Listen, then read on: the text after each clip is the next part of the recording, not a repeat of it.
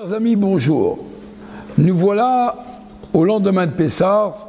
Je tenais à vous souhaiter encore une fois Chag Sameach, en espérant que vous ayez passé de bonnes fêtes de Pessah. Il y avait une fois un chaliach dans le Minnesota, aux États-Unis.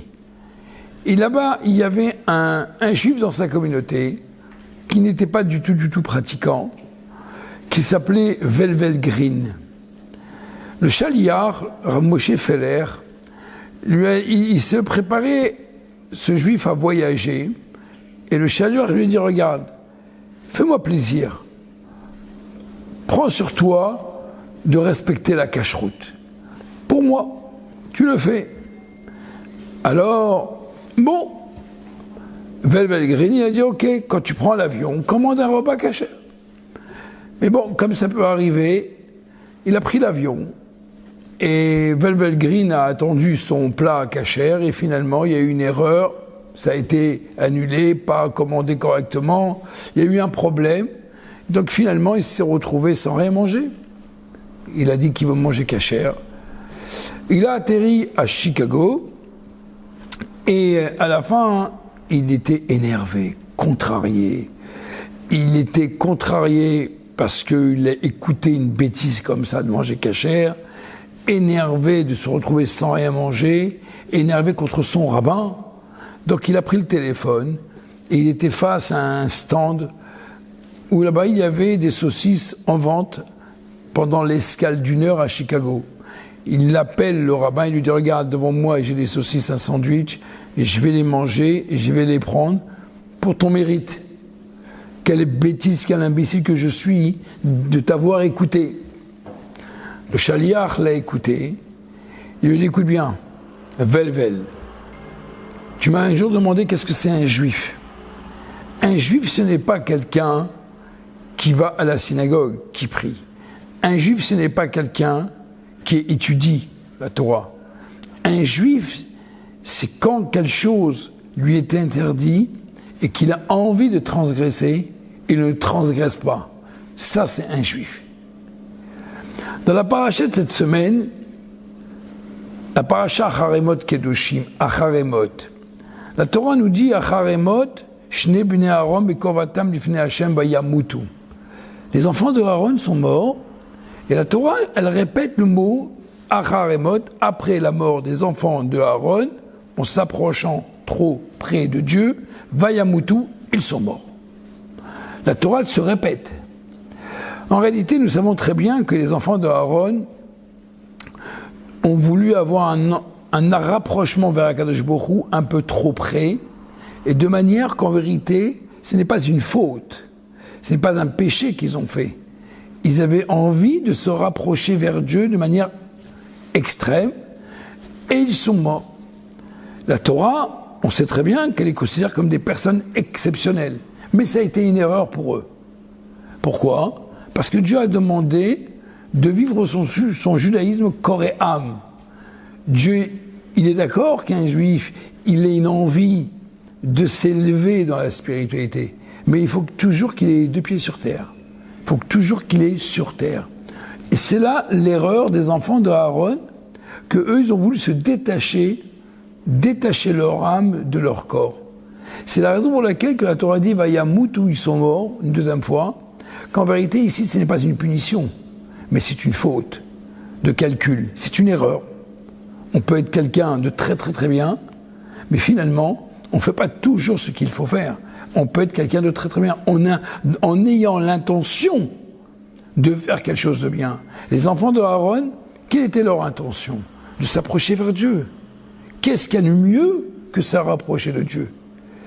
Mais le rôle que Dieu nous a donné, nous, en tant que peuple juif, bien sûr, c'est s'attacher à Dieu. Mais il faut savoir que nous avons une famille. Il faut savoir que nous avons des enfants. Il faut savoir que nous avons une responsabilité. Et s'échapper de notre propre responsabilité, même si pour aller étudier la Torah, quel plus grand mérite ou chance, et bien finalement, on ne fait pas notre devoir. Nous ne faisons pas notre devoir, même si c'est pour une bonne cause. Pourquoi ? Parce que dans la vie, il faut savoir où est notre mission.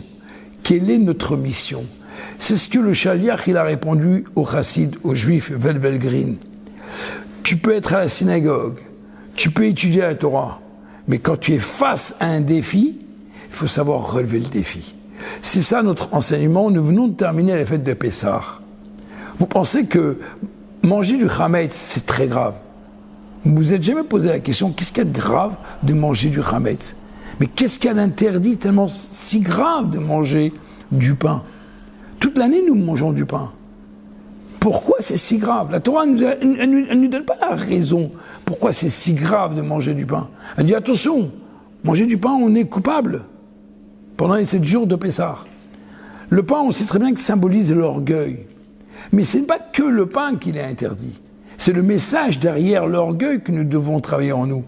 Nous venons de terminer Pessah. Alors, est-ce que ça veut dire que maintenant, je dois retrouver ma vie comme j'étais avant Pessah? Pas du tout. J'ai pas fait Pessah alors. Faire Pessah, ce n'est pas uniquement ne pas manger du pain. Ce n'est pas uniquement ne pas manger les 5 céréales. Mais c'est surtout prendre le message qu'il y a derrière cette interdiction.